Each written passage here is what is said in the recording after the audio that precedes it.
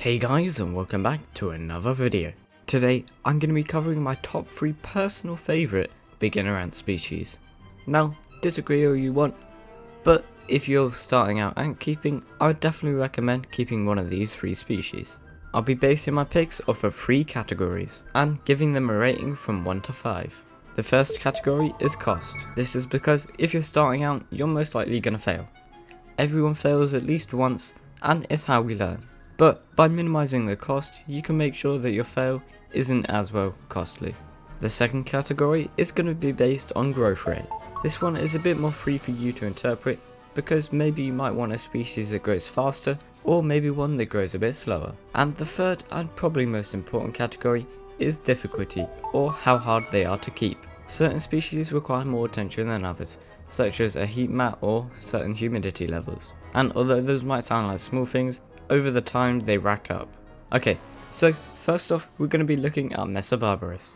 Okay, so these guys are, as many people know, the most famous seed eaters or harvester ants.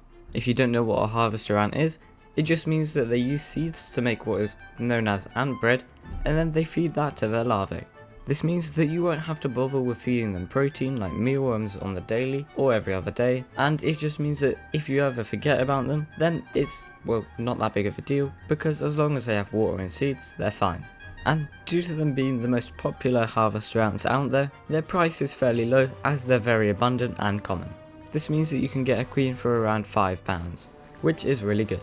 These guys have, I would say, the middle of the growth rate. They don't grow in like Camponotus nicobarensis sizes, but they're not Camponotus lignoperda. They'll grow to around 500 workers after a year, depending on how much you feed them, which I would say is a fairly good amount to aim for.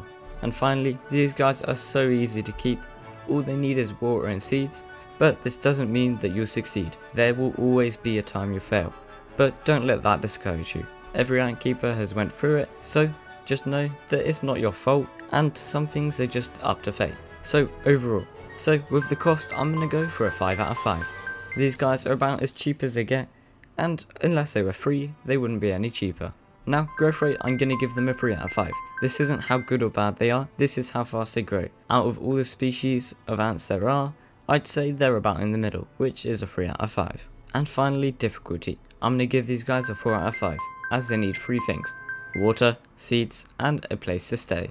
By saying 4 out of 5 on difficulty, I don't mean they're really hard, I just mean they're very easy, just so there's no confusion. So that's it for Messor barbarus. On to the next species. Here we have 3 young Pheidole paullidula colonies. Beginning with cost, Pheidole paullidula are slightly more expensive than Messor barbarus, but this only means by a few pounds, so don't worry, it's not that much. Depending on where you go, you can get them from anywhere from £5 to £10, roughly, for a queen.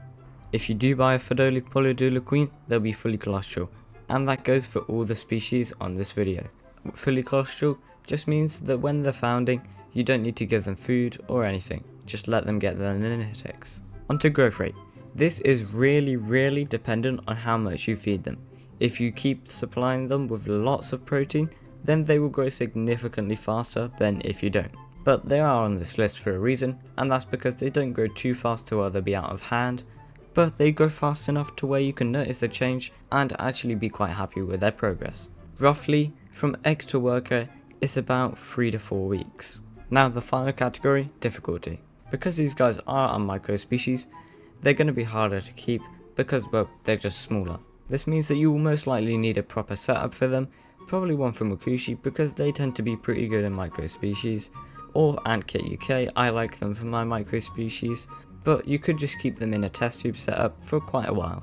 Like Messor barbarus, these guys can use seeds for ant bread, but I'd recommend giving them protein until they're around 200 workers strong or when they get their first majors. Which brings me on to my best point about these ants. They're polymorphic, which means that not all workers are created equally. That means that their majors are absolutely massive and they have giant heads, and they're commonly known as big-headed ants, so they got that name for a reason. But you will have to be patient as they have to get quite established before they get any majors. Okay, so now we've read the pros and cons of this species, let's go into my overview and the final rating. Cost wise, I'm going to give these guys a 4 out of 5, only because they're slightly more expensive than your common species like Messor barbarus and Lasius niger.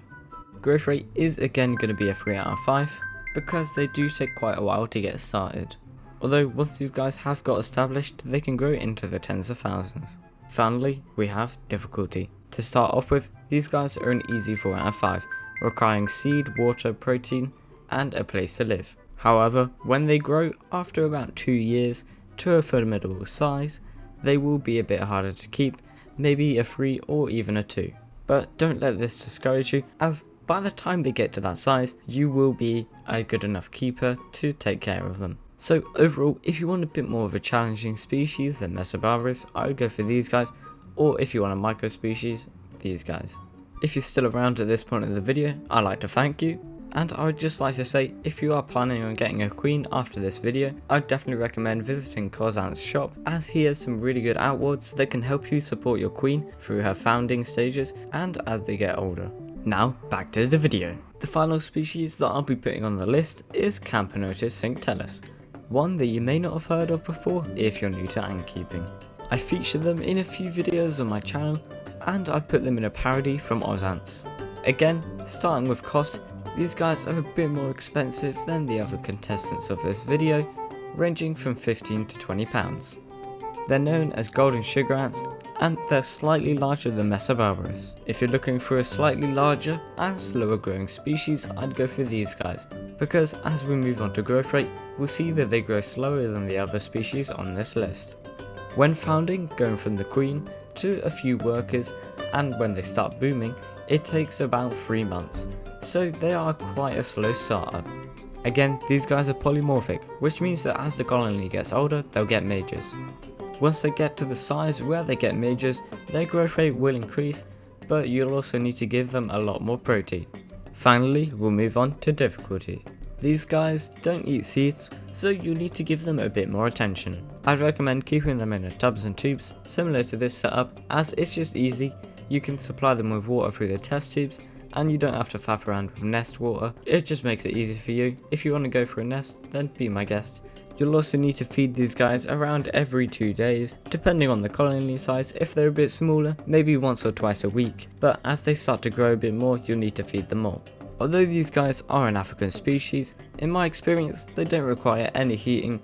As well, I didn't give them any heating and they've grown to a successful colony. But by all means, if you want to heat them to their optimal temperature and speed up their progress, be my guest, as it will probably mean that their startup will be a lot quicker. Now that's all the points covered, and time for the final overview. Cost wise, I'm going to give these guys a 3 out of 5, as they are the most expensive species on the list, but that is because they're not as common of a species, and in my opinion they look the coolest. Moving on to growth rate, I'm going to give these guys a 2 out of 5. Their startup is quite slow, and you'll need to be very patient, and even after about a year, they're only at about 200 workers, so you will need to have a lot of patience again to keep this species. But don't let that discourage you, as it is very rewarding. And finally, onto difficulty.